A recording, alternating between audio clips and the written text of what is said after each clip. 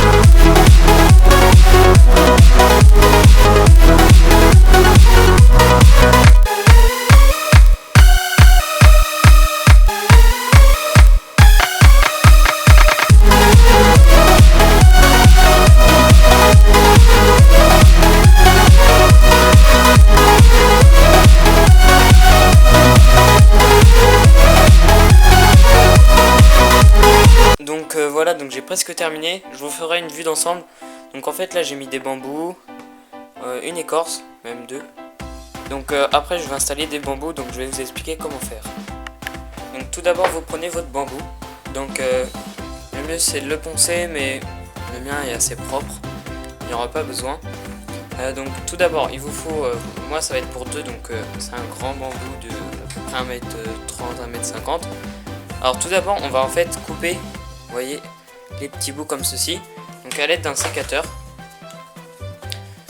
comme ceci, et on vient couper, voilà, comme ceci. Après, très important, il va falloir quand même utiliser du papier ponçoir pour en fait poncer les bords, comme ceci, pour pas que ça accroche, pour pas blesser vos reptiles.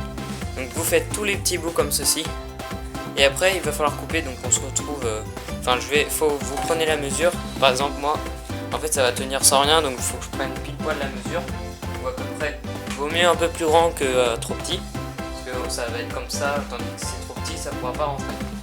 Après vous prenez votre mesure, donc vous coupez, donc moi à l'aide d'un coupe-branche, vous verrez dans la vidéo, donc voilà, hop. Et après vous avez juste installé vos bambous. Donc je vais vous montrer tout cela.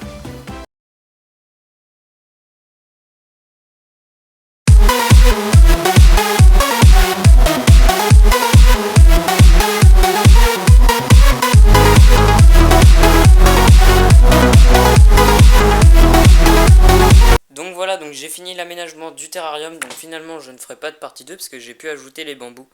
Donc voilà, donc ça donne ça, donc là il y a plusieurs branches, donc il faut favoriser les grosses branches pour en fait pour que votre reptile puisse se reposer. Donc il y a deux bambous, ici et ici, une branche là et une branche là. Donc celle-ci et l'autre, les deux branches elles tiennent pas énormément, enfin elles tiennent pas très solidement, mais pour un... Si le gecko est pas trop petit, ça devrait aller, mais le but c'est de vraiment caler les branches. Les bambous, ça tient vraiment bien. Le but c'est de caler vraiment les branches le maximum possible pour que votre reptile n'ait pas de stress si la branche tombe, parce que là ça pourrait le stresser vraiment énormément, et puis peut-être même le blesser si ça tombe sur lui. Donc je vous fais une petite vue d'ensemble du terrarium.